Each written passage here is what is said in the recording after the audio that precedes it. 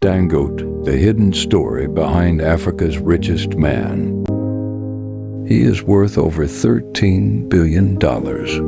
He owns the largest refinery in Africa. His cement is in the walls of almost every building on this continent.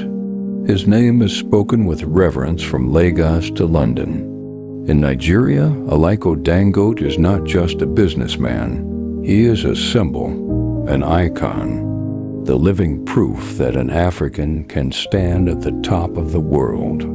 But behind every empire this size, there are stories that don't make the press releases.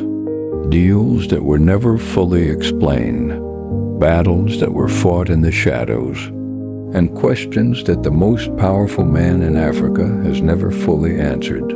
Tonight, the silent mentor asks them, how does a man from Kano, born into a wealthy family, but not a billionaire one, become worth more than the GDP of entire African nations? How does one man come to control cement, sugar, salt, flour, petroleum, and now the largest oil refinery on the continent?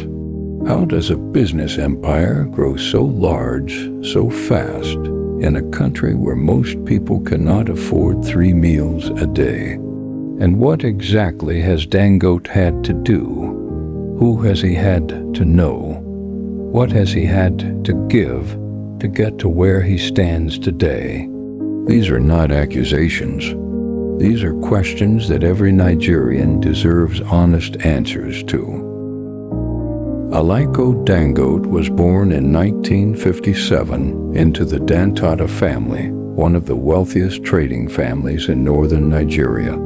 His grandfather, Alhassan Dangote, was reportedly the richest man in West Africa at the time of his death. So Dangote didn't start from nothing.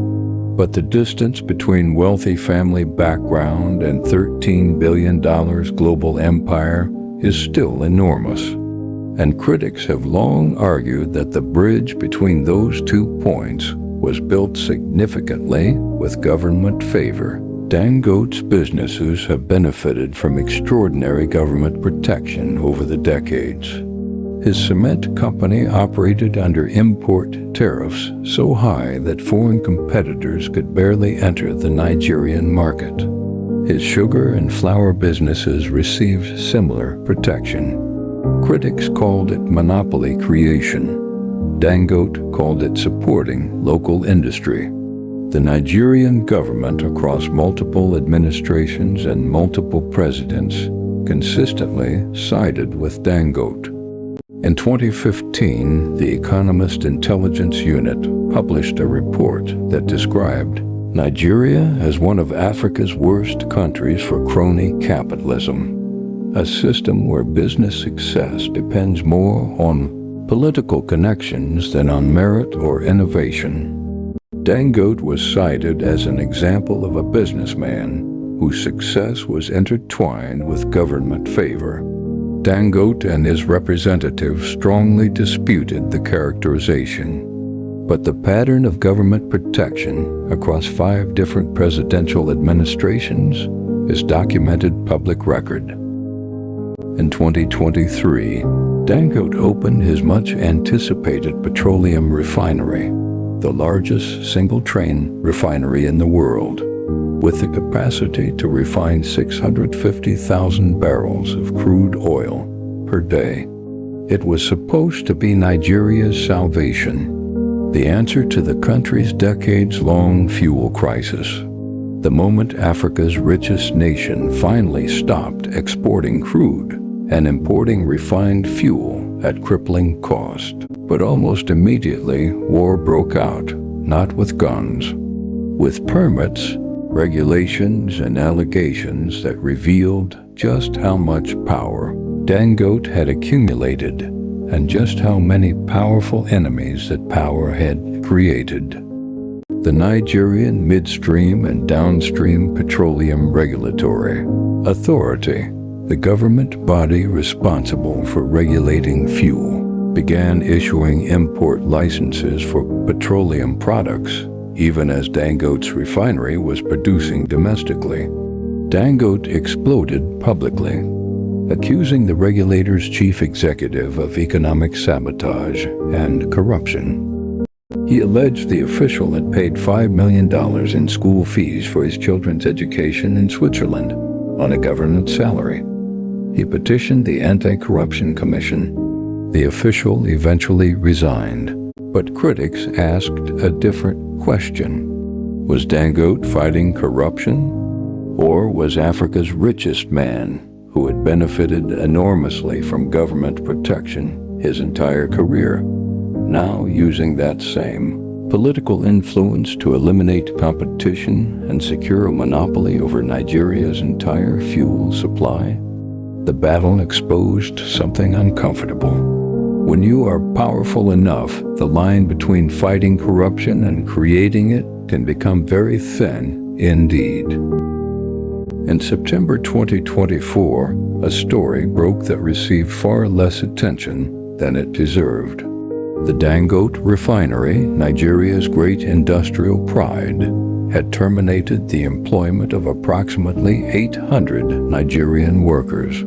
The Petroleum Workers Union Pangasin alleged that the workers were fired for attempting to unionize, to organize collectively for better working conditions.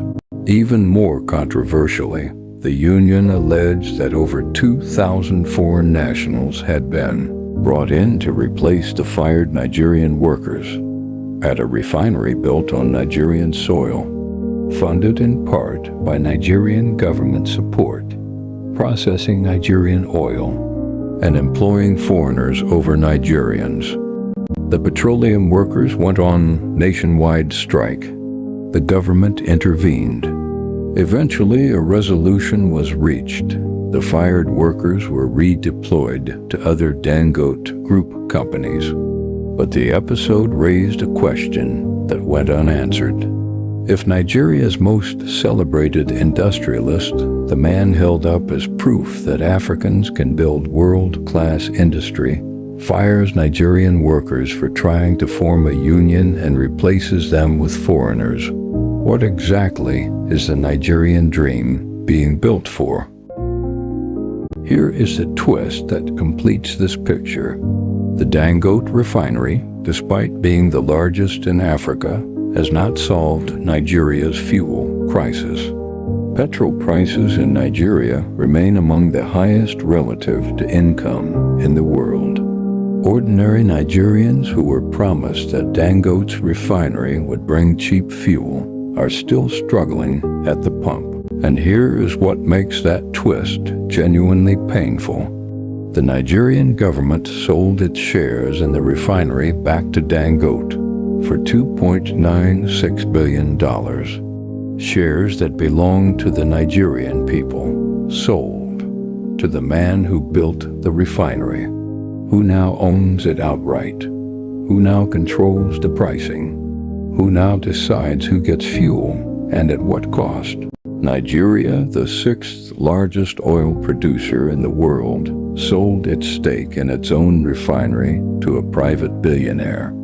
And the ordinary Nigerian at the petrol station is still waiting for the relief they were promised. None of this makes Dangote a villain. Let that be absolutely clear. He built something extraordinary.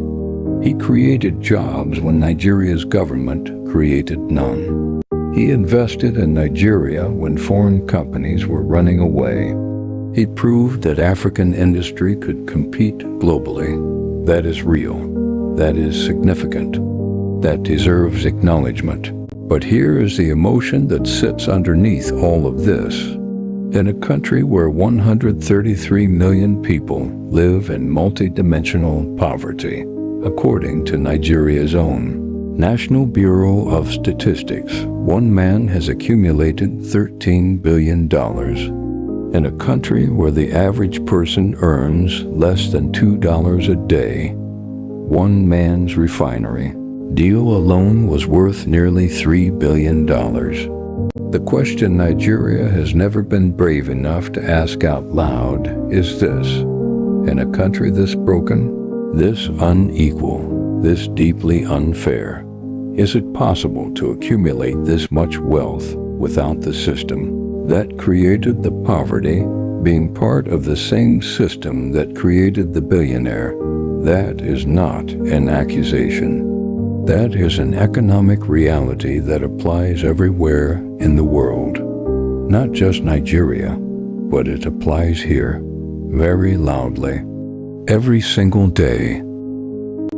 Aliko Dangote is 67 years old. He has spent his entire adult life building, accumulating, expanding, and the refinery, his greatest project, is still not running at full capacity. The fuel crisis is still not solved. The workers are still fighting for rights. The government is still deciding between protecting his monopoly and opening the market. The story of Dangote is not finished. It is still being written. And the final chapter, whether it becomes the story of the man who truly transformed Nigeria, or the story of how one man's empire was built on the same broken foundations that have always held this country back, that chapter depends entirely on decisions being made right now. Next week on The Silent Mentor, we look at another Nigerian whose wealth raises the same uncomfortable questions. A story even closer to home, even harder to ignore. The Silent Mentor, because history whispers. We listen. Subscribe now, because the next secret is the one that will make everything make sense.